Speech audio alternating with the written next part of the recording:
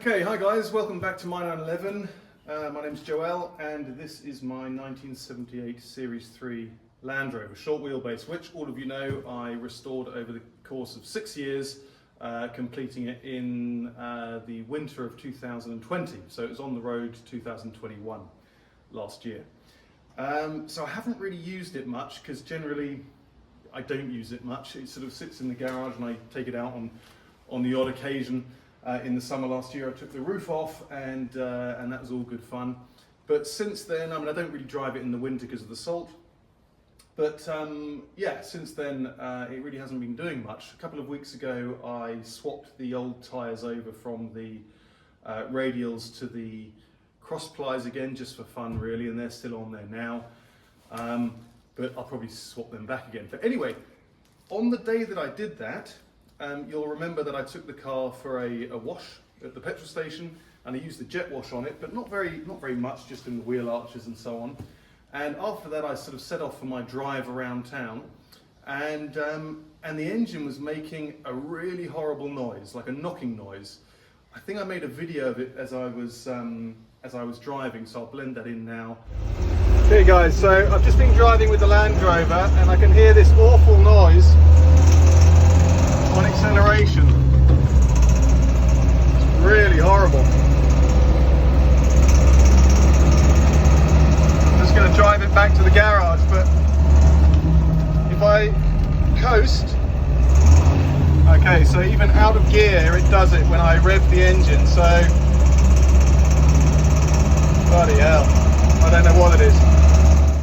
But it was a really horrible noise. It was down on power, I think, as well, although I wasn't pushing it because of the noise.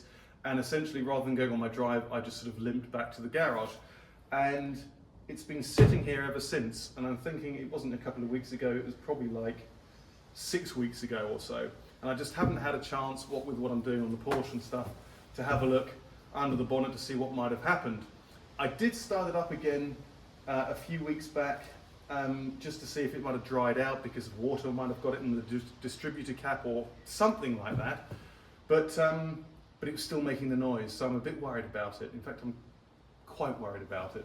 So what I'm going to do is I'm going to do a compression test. I've got the compression tester over there, and I'm going to check the timing as well, because when I got it running, when I came and tested it a few weeks back, I pulled off cylinder 1 and it didn't run any differently, like the spark plug off cylinder 1. So maybe the timing's out, because it sounds like it's firing on 3 cylinders. But if any of you know what it might have been, or what it might be, or what I should check, please let me know, because as I say, I'm going to start with the compression test, do the timing, and take it from there. But yeah, let's start with taking the spark plugs out and doing that compression test.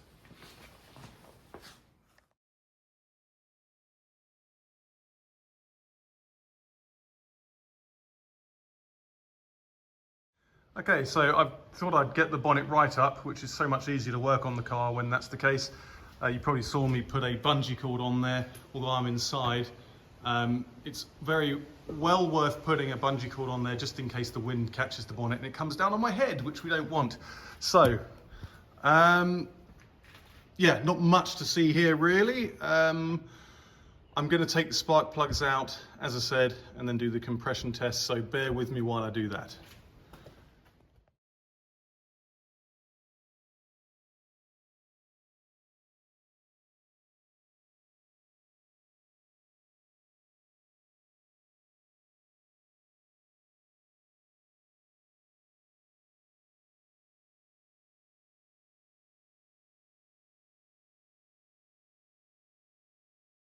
Right, looking at these spark plugs, that one doesn't look too bad. That one looks a bit dirty. That one doesn't look too bad, cylinder 3. And cylinder 4, I don't know, looks a bit, they all look a bit dark. Definitely 2 and 3 look pretty darker than 1 and 4. So, okay, what I'm going to do is, maybe you can let me know what you think about that. It's terrible light in here, and it's very, I don't know why this camera just doesn't focus. It's actually a new iPhone. Let me know what you think about the state of those spark plugs. I'm going to do the compression test now. Okay, so cylinder 1, checking the compression.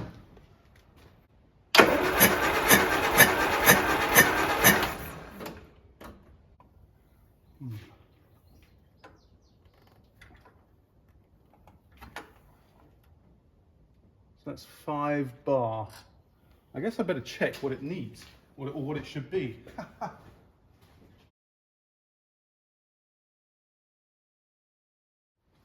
Okay, compression test on cylinder 2.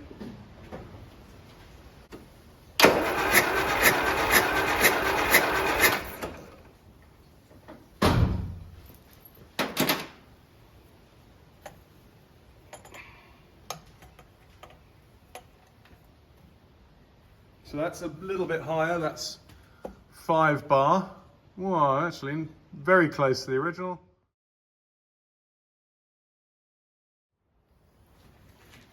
Okay, just reset this.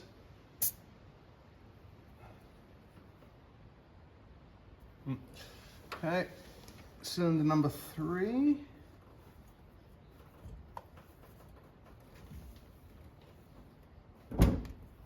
Okay. Compression test cylinder number 3.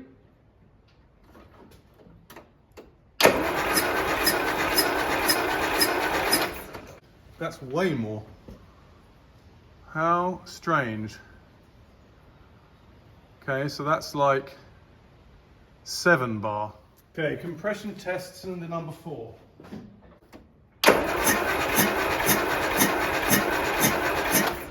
So that's slightly lower, so that's like 6.5 bar, and I'm going to have to check what it should be and what that is in PSI.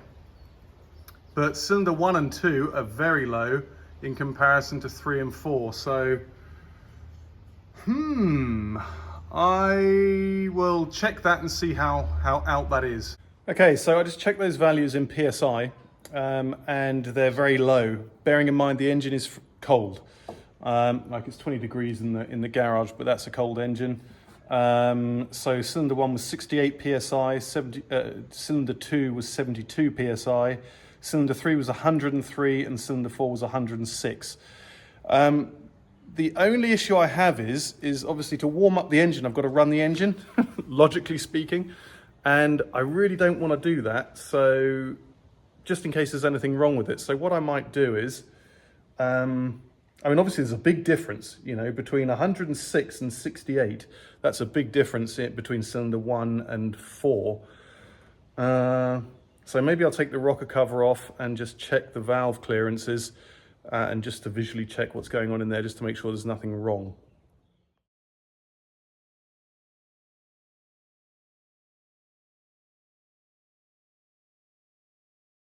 Okay, so I've just checked the valve clearances, and all of them apart from 7 were absolutely spot on. So 7 was a bit tight, so I loosened that off.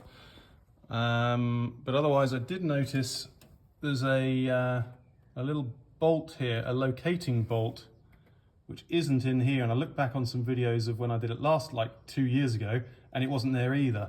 So the early models have 2 rocker shaft retaining or locating bolts, and mine has only got 1, so I'll have to source one of those. But on the basis that it was missing beforehand, I can't imagine that was the issue. So first of all, I thought, Christ, that's come out and it's fallen into one of the oil ducts or something. But it hasn't, because it wasn't there anyway. But what was I going to say?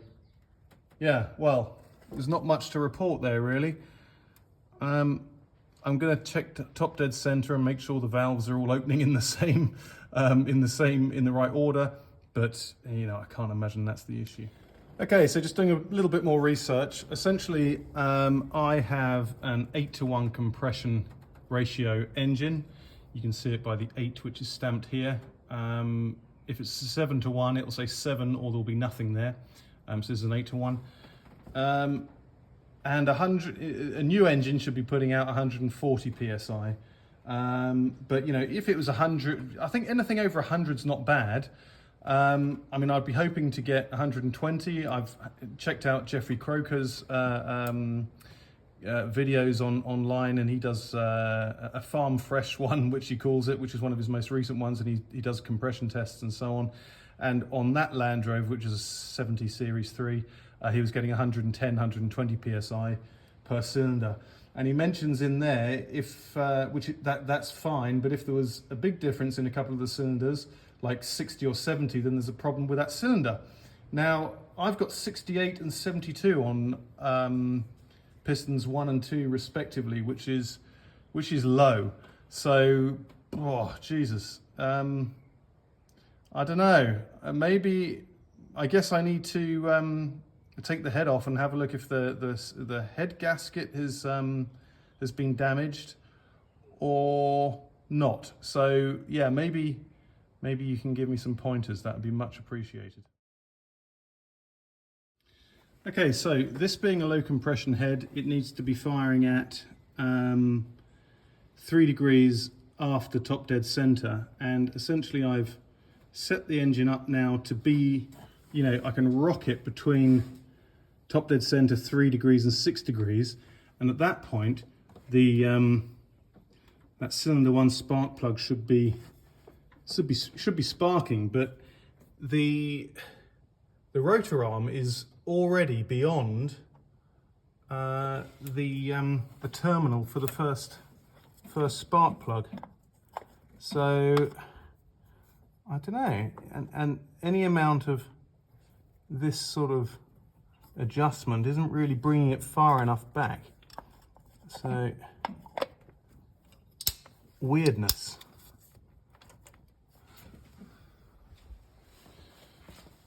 I don't know if I need to take out the distributor and turn it round a notch on the engine.